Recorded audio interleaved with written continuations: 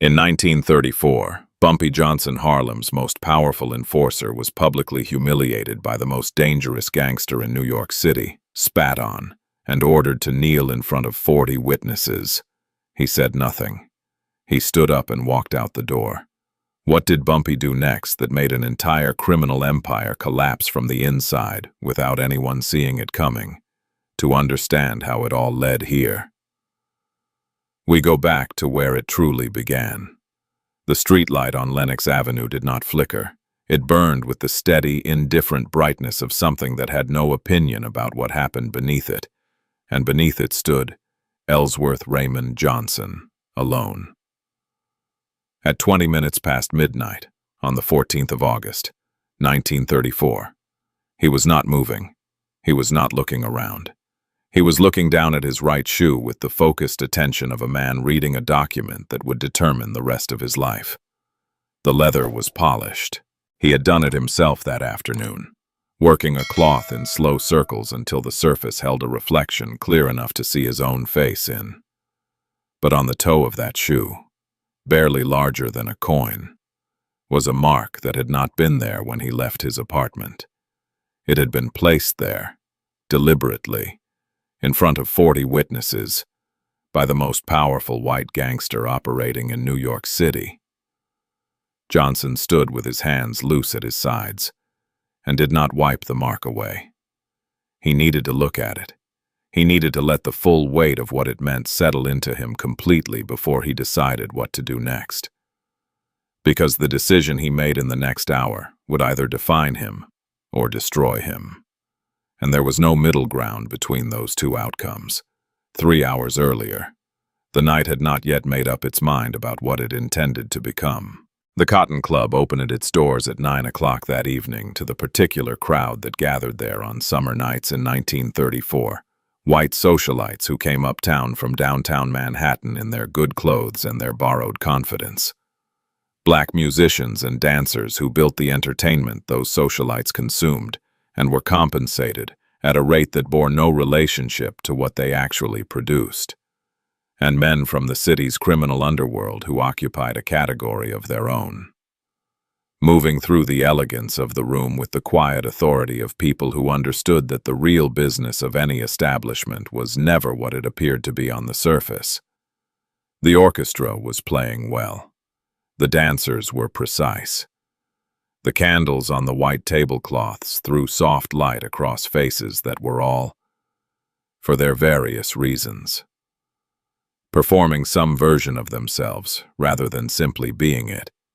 Ellsworth Raymond Johnson had taken a table near the back wall at 9:30.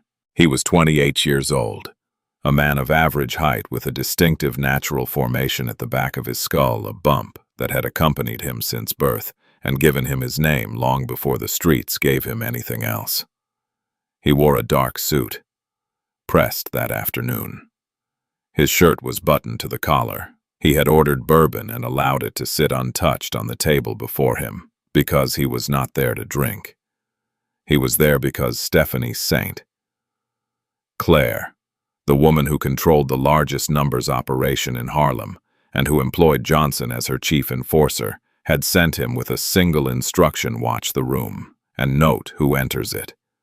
That instruction existed because of a problem that had been growing for several months. A problem named Arthur Flegenheimer, known in every corner of New York's criminal geography as Dutch Schultz. Schultz had built his organization during Prohibition by taking control of beer distribution across the Bronx with a combination of organizational efficiency and a capacity for brutality that exceeded what most of his competitors were willing to match. Now Prohibition was finished, and Schultz needed new revenue at the scale he had grown accustomed to. He had decided that Harlem's numbers operations, the underground lottery system that functioned as the economic backbone of Black Harlem throughout the Depression, employing thousands and generating profits that rivaled legitimate businesses, were the most attractive available target.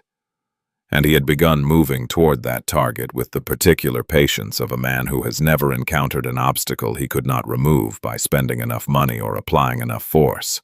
What Schultz had not encountered yet was Bumpy Johnson.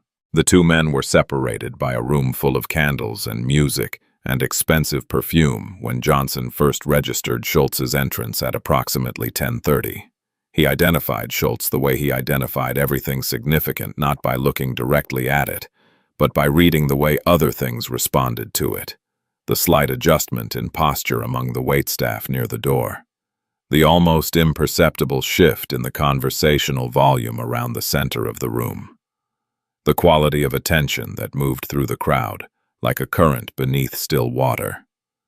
Johnson tracked these signals to their source and found Schultz standing near the entrance with 4 men arranged behind him, all of them carrying weight beneath their jackets that was not a wallet, all of them scanning the room with the systematic vigilance of professionals who had been paid to make certain that their employer's certainty about his own safety was justified. These were 2 men who had never been formally introduced and had never needed to be, in the world they both occupied. Reputations arrived before people did, and the reputations of Schultz and Johnson had been circulating in the same rooms for long enough that each man understood precisely who the other was. What separated them was not information. It was philosophy. Schultz operated on the principle that power was a thing you purchased and displayed until other people accepted the display as reality. He had bought police officers and city officials and judges in quantities sufficient to make him effectively immune to legal consequence. And he had used that immunity as the foundation for a particular kind of arrogance. The arrogance of a man who has never been made to feel the price of his decisions. Johnson operated on a different principle entirely. He had spent time in prison. He had worked every level of Harlem's underground economy from the bottom. As a young man running errands for people who did not know his name, to the position he currently occupied. He understood power not as something you bought, but as something you built, carefully, from the accumulated consequences of consistently correct decisions made under pressure over a long period of time. One man confused the appearance of power with power itself. The other had no interest in appearances at all. Schultz crossed the room toward Johnson's table at 20 minutes to 11, and the quality of that crossing told Johnson everything about what was coming. It was not the movement of a man walking somewhere. It was the movement of a man making a point before he arrived. He paused slightly at a table near the center to let a group of white socialites register his presence and adjust accordingly. He moved with the unhurried deliberateness of someone who has concluded in advance that whatever he intends to do will encounter no meaningful resistance. By the time he reached Johnson's table and stood over it, looking down, the 3 men who had followed him across the room had arranged themselves in a loose arc behind him, not close enough to crowd the scene, but close enough to ensure that the scene had an audience that could not easily look away.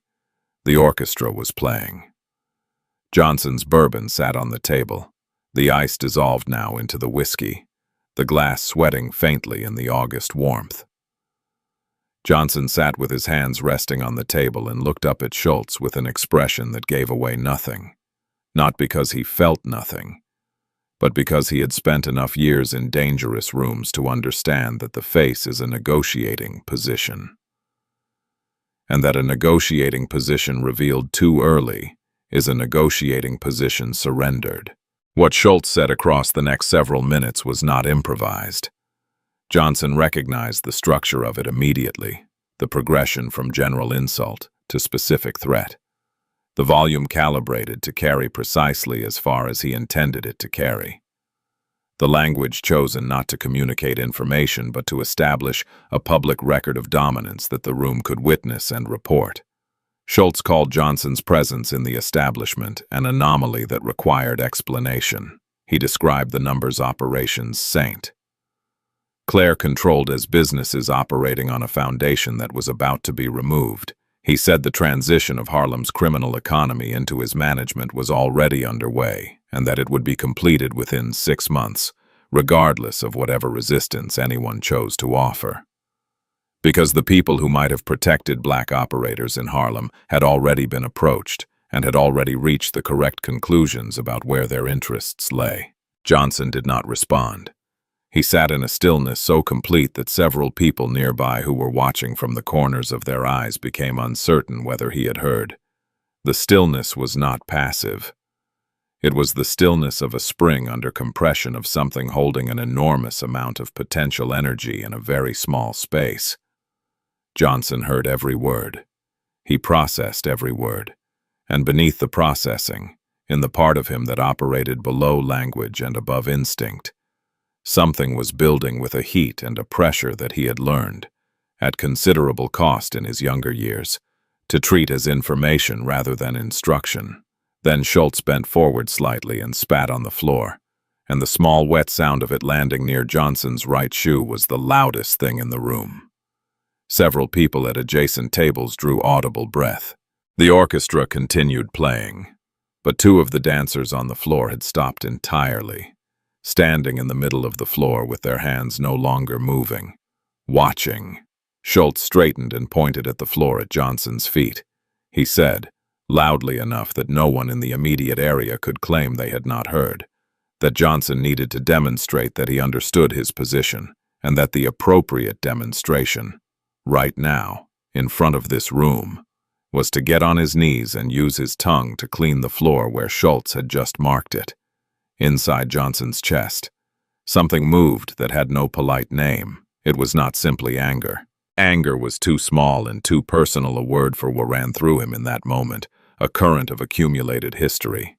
Every version of this scene that had been performed in every room across every decade that men like Schultz had decided to make their point in front of an audience.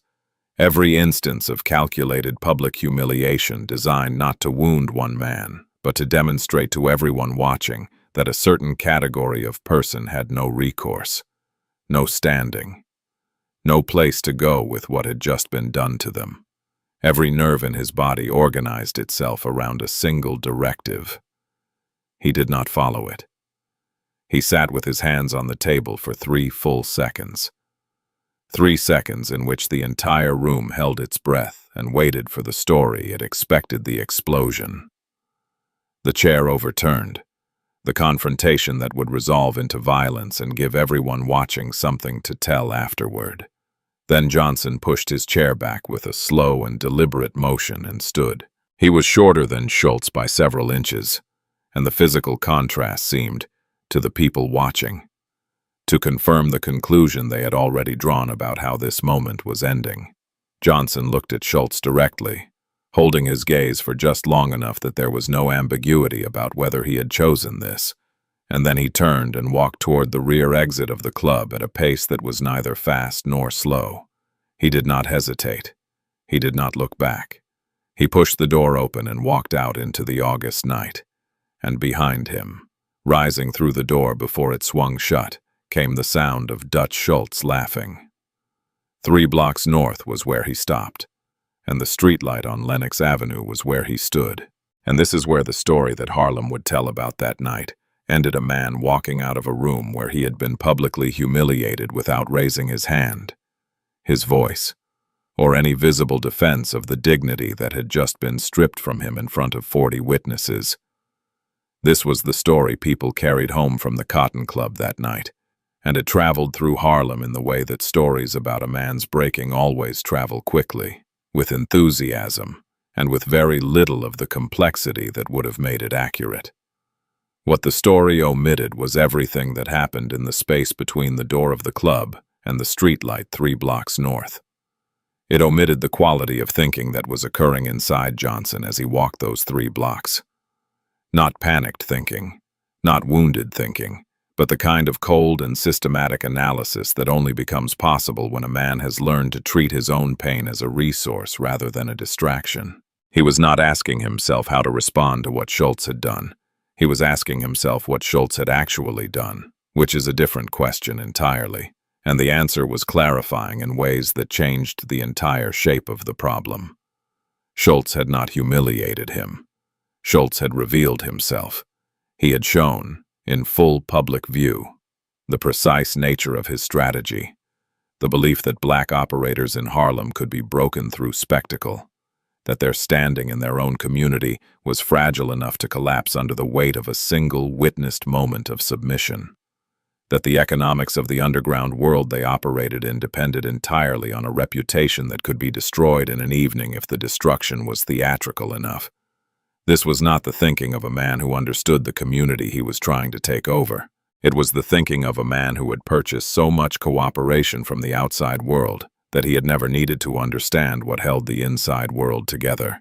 Johnson stood beneath that streetlight and let the full shape of Schultz's error become clear to him, the way a photograph becomes clear in a developing tray gradually. Then all at once, Schultz had handed him something tonight. He had handed him a reason, visible to every person who had been in that room, that was larger than personal grievance and more politically durable than territorial dispute.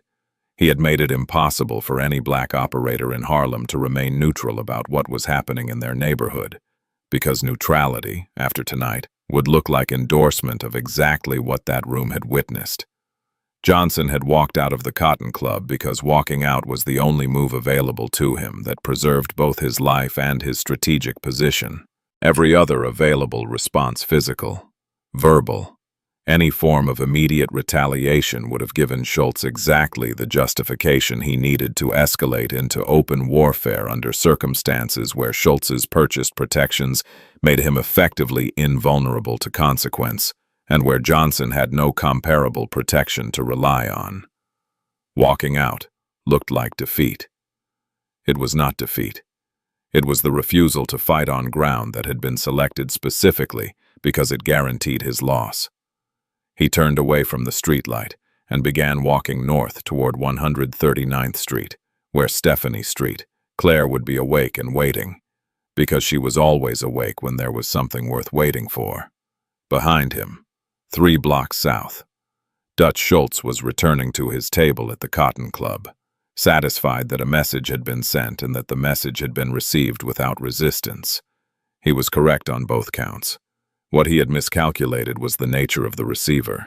Harlem thought that Bumpy Johnson had walked out of the Cotton Club that night with nothing.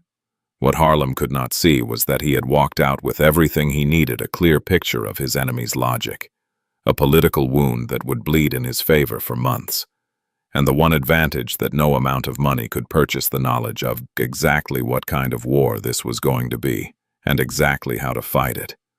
The story Harlem told about that night was the story of an ending. It was in every way that mattered. The story of a beginning. Stephanie Street, Claire's apartment on 139th Street, was the kind of place that revealed its owner's mind before she said a single word. The books on her shelves were organized by subject, not by size or color. The papers on her desk were sorted into categories that made sense only to someone who thought in systems rather than in moments. A map of Harlem was pinned to the wall with markings in 3 different colors of ink, and the markings were not decorative. They represented territory, revenue, exposure, and risk. Each category coded and cross-referenced with the precision of a woman who had built an empire, not by being the most feared person in the room, but by being the most prepared one. She was 62 years old that night, a woman who had come from Martinique with the particular clarity of vision that sometimes develops in people who have been forced to understand a country from the outside before they are permitted to inhabit it from within. When Johnson arrived at her door at 11:30, she was already awake, already at her desk, already waiting. She listened to everything he told her without interrupting, which was her custom when the information being delivered required its complete shape to be understood before any response was constructed. When he finished, she was quiet for a long time. The only sound in the apartment was the distant noise of the street 3 floors below and the soft ticking of a clock on the mantelpiece. Then she said, "He did exactly what I expected him to do. The question is whether we do what he expects us to do next." They worked through the night. By 2 in the morning, the map on her wall had new markings, and the papers on her desk had been reorganized around a set of objectives that, taken individually, each appeared modest and disconnected. Taken together, they constituted the most sophisticated campaign that Harlem's criminal underground had ever directed against an outside power. Johnson sat across from her with a notepad and a pencil, and what passed between them over the next 3 hours was not the conversation of a wounded man planning revenge. It was the conversation of two engineers examining a structural problem and identifying, with methodical precision, every point at which the structure could be made to fail without touching the points it was designed to defend. The campaign they designed had 5 components, each intended to create pressure from a direction that Schultz's existing defenses were not positioned to address. The first was the construction of alliances with other criminal organizations that carried their own unresolved grievances against Schultz, specifically the organization controlled by Charles Luciano, who maintained a nominally cooperative relationship with Schultz, but whose patience with Schultz's recklessness had been eroding for months along dimensions that Luciano had not yet found sufficient cause to act upon. The second was the mobilization of Harlem's community institutions, its churches, its civic organizations, its political clubs against the presence of an outside criminal enterprise in their neighborhood. The third was economic, a sustained campaign to make Schultz's Harlem operations progressively less profitable through price competition, worker recruitment, and the systematic disruption of his collection systems. The fourth was legal, involving the careful delivery of detailed financial information about Schultz's tax practices to prosecutors with the ambition and the appetite to use it. The fifth was personal and granular, a targeted effort to make every individual who worked for Schultz in Harlem understand, through accumulated personal experience, that the compensation they were receiving did not adequately account for the cost of the position. Saint. Claire looked at the map when they had finished and said, "None of this works if we rush it. He has to feel the pressure building before he can locate its source, and by the time he locates it, it has to be arriving from enough directions simultaneously that addressing one of them does nothing to relieve the others." Johnson looked at the map alongside her. "How long are we talking?" "As long as it takes to do it without mistakes," she said. "We are not in a hurry. He is. That is the first advantage we have, and we should not give it away by behaving as though we are." That distinction between a man who believed time was confirming his dominance and a man who did not yet know it was being turned against him would prove to be the most consequential asymmetry in the entire conflict. Johnson left her apartment before dawn, carrying a clear sequence of tasks, a precise understanding of their interdependencies, and the specific kind of steadiness that comes to a mind that has successfully converted an unbearable situation into a set of solvable problems. The first person Johnson brought into the work was Nathaniel Pettigrew, 26 years old, whose most valuable quality was not courage or physical capability, but an almost preternatural gift for gathering accurate information from environments that had been designed to withhold it. Johnson gave Pettigrew one assignment: map Schultz's entire Harlem operation from the ground up. Every runner, every banker, every enforcer, their names, their home addresses, their daily routines, their relationships within the organization, and most critically, the specific fears and financial pressures that shaped their individual decisions. Pettigrew spent 3 weeks on this work and produced a document that Johnson studied the way a surgeon studies an anatomy diagram before an operation, identifying not just the parts but the relationships between them and the precise locations where an intervention would produce effects far beyond the immediate site of contact. What followed was a campaign of pressure so carefully calibrated that its most important quality was its invisibility. Beginning in the last week of August, Schultz's workers in Harlem began experiencing a series of misfortunes that arrived with a frequency and a consistency that defied ordinary explanation, but could not be traced to any identifiable source. A runner who collected bets across a 10-block corridor near 125th Street returned to his apartment one evening to find it had been entered and methodically emptied. Nothing was damaged.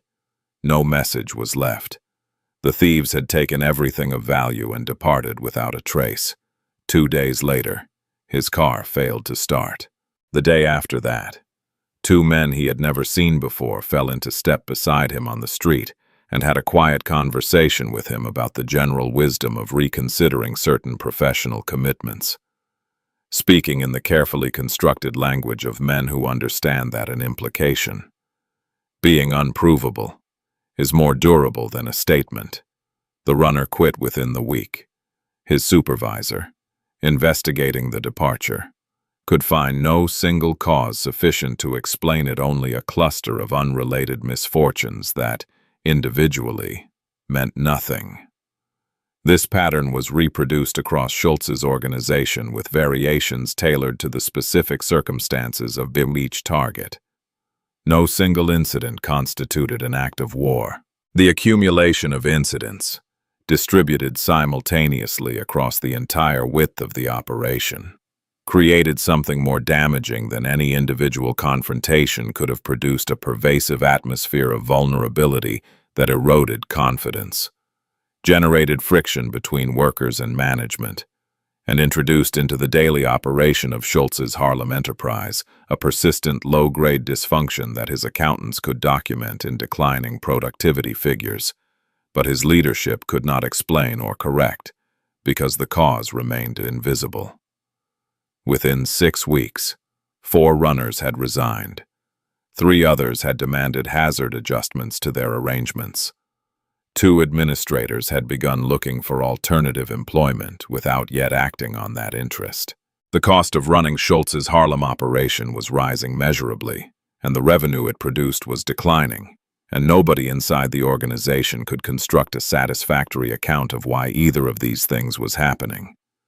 It was at precisely this moment that Stephanie St. Clair introduced the element of the campaign that Dutch Schultz was most completely unprepared to face, because it was the element that his entire model of acquiring and maintaining power had never required him to consider. She went to church. Not to pray, though she was a woman of genuine faith, but to speak to ministers. She visited the pastors of Harlem's largest and most influential congregations one by one, and the conversations she had with them were not about criminal operations or territorial disputes or the economics of the numbers business. She spoke to them about their communities. She described, in specific and documented detail, what the displacement of black-controlled economic networks by an outside white criminal organization would mean in practical terms for the people those churches served, the jobs that would disappear, the money that would be extracted from the neighborhood rather than circulated within it, the particular texture of helplessness that settles over a community when even its informal economy is controlled by people who have no investment in its survival and no accountability to its residents. She gave each minister not an argument but evidence, specific incidents, specific names, specific dollar amounts representing what Schultz's operation had already taken from the neighborhood in the months since his arrival. She asked for nothing except that they speak truthfully to their congregations about what was happening in their streets. The following Sunday, the pulpits of Harlem became something that no amount of Schultz's money could have anticipated or purchased. Ministers who had never addressed organized crime from the front of their churches spoke to their congregations about economic sovereignty, about the difference between illegal enterprises that served a community's needs and criminal organizations that preyed on them, about what it meant for outside forces to arrive in a neighborhood with the intention of taking what that neighborhood had built. They named no names. They cited no specific operations. They spoke in the language of principle and community obligation, which is the most durable language available, and their congregations, tens of thousands of people who attended services every week with a trust and an attentiveness they brought to few other spaces in their lives, heard them with the full weight of that trust behind every word. Dutch Schultz had spent years and considerable sums of money purchasing protection at every level of New York City's formal power structure. He had police commissioners and city councilmen and assistant district attorneys who owed him obligations they were in no position to refuse. He had relationships with judges that had made him effectively immune to legal consequence for nearly a decade. He had, in short, bought every form of authority that money could reach, but he had never bought a single minister in Harlem. It had not occurred to him that he would need to. The assumption embedded in that oversight that the collective moral voice of black congregations in a black neighborhood was not a form of power that required management was the single most expensive miscalculation of his career. Within 3 weeks of the first Sunday sermons, city council members were receiving written petitions from community organizations demanding action against white criminal enterprises operating in black neighborhoods. Political figures who had previously accepted Schultz's hospitality with comfortable discretion were finding that discretion increasingly difficult to maintain in public settings where community leaders were asking direct questions and expecting recorded answers. The police commissioner's office was receiving complaints from constituencies it had not previously needed to take seriously, and was struggling to explain its inaction in terms that satisfied anyone. Schultz responded the way he had always responded to pressure he could not locate or understand by applying force to the most visible available target. In the first week of October, 2 of St. Clair's numbers banks were raided by men working on Schultz's behalf. The people inside were roughed up. Money was taken. The establishments were wrecked with the particular thoroughness of men who wanted to leave a message that survives the cleanup. Several days later, a runner working for St. Clair was found seriously hurt in an alleyway, having been attacked without warning by men who left nothing behind that could be used to identify them. The message Schultz intended to send was the same message he had been sending his entire career. The cost of resistance exceeds its benefits, and any rational person will adjust their behavior accordingly. What Schultz did not understand, could not understand. Given the model of human motivation he had built his entire operation around, was that Johnson had been waiting for exactly this response. Every act of force Schultz directed at Harlem's black residents now landed inside a community that had been prepared, through weeks of sustained organizing, to interpret it not as an isolated criminal incident, but as confirmation of a pattern that their ministers had already named and their civic organizations had already begun to document. Johnson made certain that the details of each incident reached the newspapers serving Harlem's black readership. He made certain they reached the ministers, who addressed them from their pulpits the following Sunday with the specific moral authority that comes from having predicted something before it happened. He made certain they reached the political figures who had been growing nervous about their association with Schultz, providing those figures with the precise information they needed to ask, in public forums and on the record, questions that nobody in a position of authority wanted to answer. Schultz was pushing against a wall that kept extending. Every act of force he applied generated consequences that spread in directions he could not track and could not stop. He was fighting a campaign whose architecture he had never encountered and whose logic he was constitutionally unable to appreciate, because the logic depended on understanding a community as something with its own intelligence and its own capacity for coordinated response, and Schultz had never needed to understand any community as anything other than a market to be captured. Then Johnson took $60,000, and everything accelerated. Pettigrew had identified the warehouse in the second week of September, a building on the edge of Harlem, where Schultz consolidated cash from his numbers collections before transporting it to the Bronx. Johnson watched it for 5 weeks. He learned the guards' schedules, their habits, the specific windows of time when the building's oversight was thinnest. He was in no hurry. He waited until the moment when the action would produce the maximum number of simultaneous consequences, which is a different calculation from waiting until the moment when the action is merely possible. On the night of October 18th, Johnson and 5 men, including Pettigrew, entered the warehouse through a side window. They found the money in a locked cabinet. They took all of it, $60,000, representing several weeks of collections from Schultz's Harlem operation. They left no evidence. They did not harm the guards. A decision that was as deliberate as everything else about the operation Johnson wanted Schultz to know. The money was gone without giving him a justification for the kind of extreme retaliation that would have changed the political dynamics of the conflict. The $60,000 did not stay in Johnson's possession for more than 2 weeks.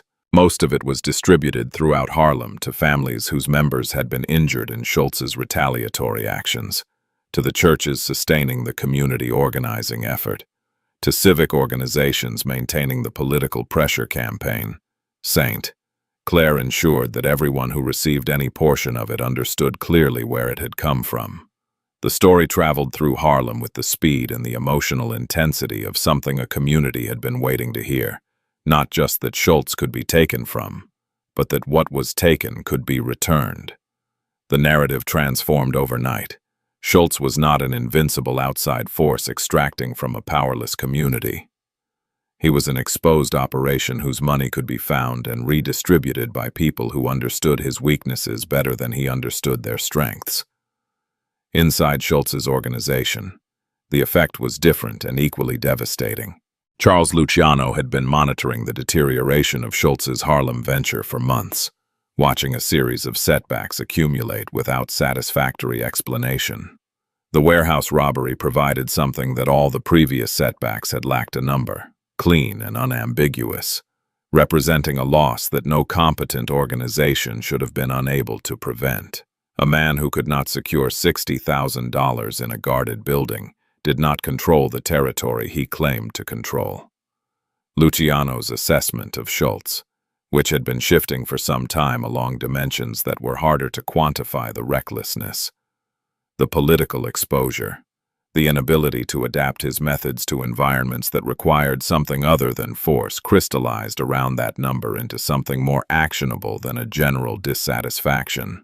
Johnson's approach to Luciano's organization came in February of 1935, arranged through 3 layers of intermediaries and conducted in a location chosen for its neutrality.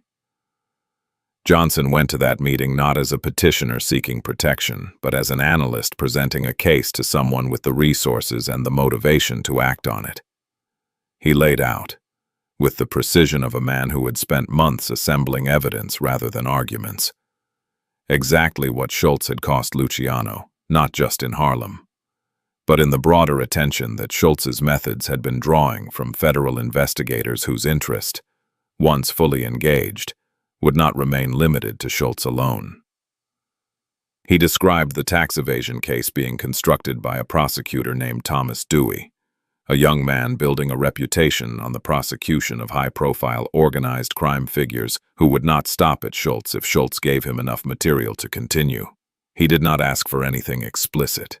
He made clear, with the careful indirection of a man who understands that some conclusions are more powerful when the listener reaches them independently, that the problems Schultz represented had grown beyond what any single organization should be expected to absorb without consideration of alternatives. Luciano listened carefully and asked 2 questions, both of them precise, both of them indicating that he had understood not just the surface of what Johnson was presenting, but the structure underneath it. Johnson answered both questions directly. Then Luciano said, in the measured language of a man who has made decisions of this kind before, that certain problems, when they reach sufficient scale and sufficient visibility, tend to find their own resolution, and that the timing of such resolutions is rarely as unpredictable as it appears from the outside. What happened next was not a surprise to Johnson, though it arrived faster than he had anticipated. Schultz, cornered by Dewey's prosecution and by the collapsing economics of his Harlem venture, and by the political exposure that had made his New York operations untenable, proposed to Luciano's organization a solution to the Dewey problem that was so reckless, so nakedly catastrophic in its implications for every criminal organization operating in New York, that it functioned as the final piece of evidence Luciano needed to reach a conclusion he had been approaching for months. Schultz wanted Thomas Dewey killed. Luciano, whose organization had survived and grown precisely because it understood the boundary between manageable risk and existential exposure, made a decision. On the night of October 23, 1935, Dutch Schultz was shot in a restaurant in Newark, New Jersey. He died the following day. Johnson was in Harlem when the news arrived. He was sitting in a diner on 125th Street, drinking coffee, reading a newspaper. The man who delivered the information said 2 words. Johnson folded the newspaper, finished his coffee, left money on the counter, and walked out into the afternoon without changing his expression. There was nothing theatrical to feel. There was only the quiet, specific satisfaction of a calculation confirmed 14 months of work arriving at the destination that had been identified on a map in St. Clair's apartment on a night when the outcome had been anything but certain. Dutch Schultz died without ever knowing whose hands had shaped the conditions of his ending. He died believing he had been undone by his own organization's politics, by the ambitions of men who had used his mistakes as justification to remove him. He never knew about the warehouse, about the ministers, about the information delivered to Dewey's office through intermediaries that could not be traced. He never knew that the man he had publicly humiliated in the Cotton Club 14 months earlier had spent every one of those months building, with invisible precision, the exact structure of circumstances that made his death a rational business decision rather than an act of vengeance, and that the not knowing was not an accident. It was the final component of a plan that had been designed from the beginning to win, without ever appearing to fight. Dutch Schultz died believing he had simply run out of luck. What he never understood, and what would have been incomprehensible to him even if someone had explained it, was that his luck had not run out on its own. It had been taken from him, carefully, patiently, piece by piece, across 14 months by the man he had told to kneel on the floor of the Cotton Club and demonstrate his place in the order of things. The war was over.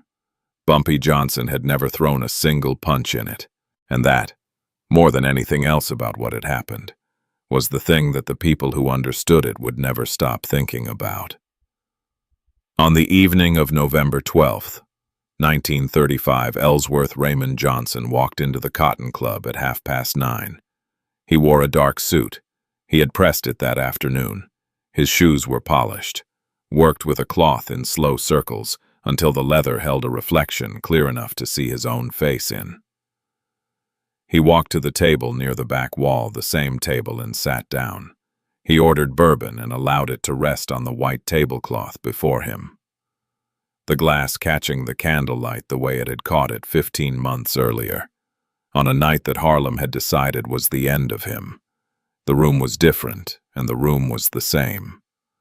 The orchestra occupied the same stage. The candles threw the same soft light across the same Art Deco mirrors. White socialites from downtown Manhattan sat at the same tables with the same borrowed confidence. But the quality of attention that moved through the room when Johnson entered was not the same. The club's manager crossed the floor to greet him personally, with the particular deference that is extended not to men who demand it, but to men who have earned it in ways that cannot be argued with.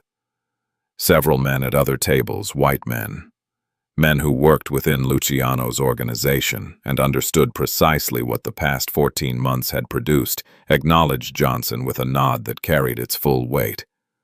Nobody approached his table uninvited. Nobody needed to be told not to. Johnson sat quietly and watched the room and drank his bourbon slowly, and if he was thinking about the last time he had occupied this chair, his face gave nothing away. That, too, had not changed. What had changed was everything underneath the surface, the entire architecture of power in Harlem's criminal geography, restructured not through a single dramatic confrontation, but through the slow and patient application of pressure across 14 months and 5 simultaneous fronts. The numbers operations that Schultz had spent nearly 2 years attempting to seize were back under black control, operating with an autonomy that had been formally negotiated and was now maintained by an agreement that Luciano's organization had every practical reason to honor. The community institutions that St. Clair had mobilized during the conflict had not disbanded when the conflict ended.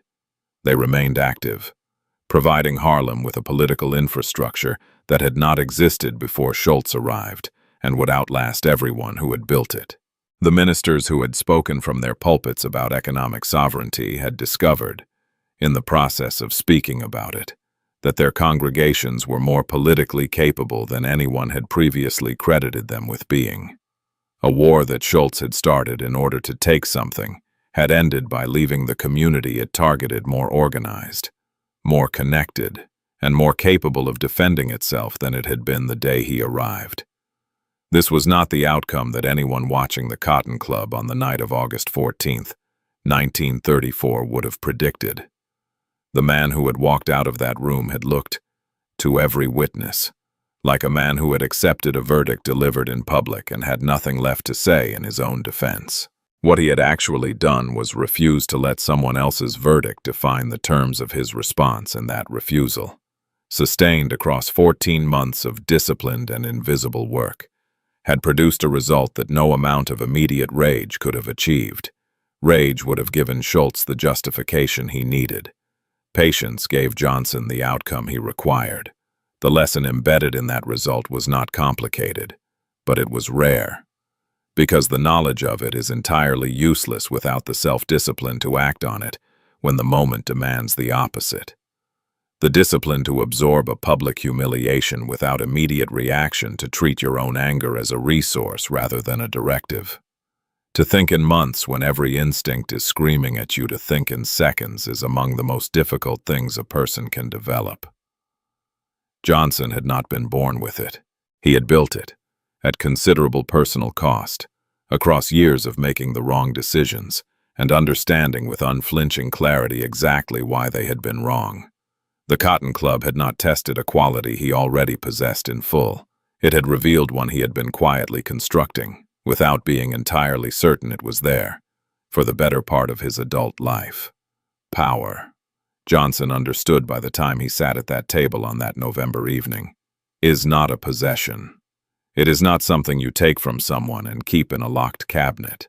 It is a consequence, the accumulated consequence of being the person in any given situation who most clearly sees what is actually happening and most consistently makes the correct decision about what to do next, even when the correct decision is the hardest one available.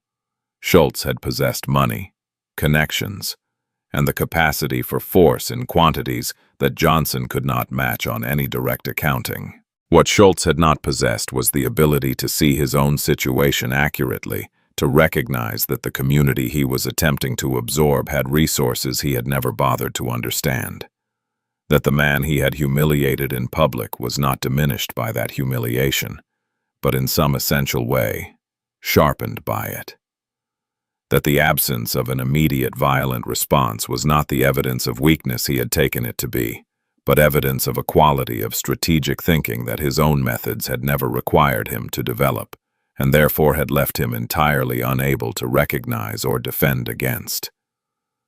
Johnson had not won by becoming stronger than Schultz.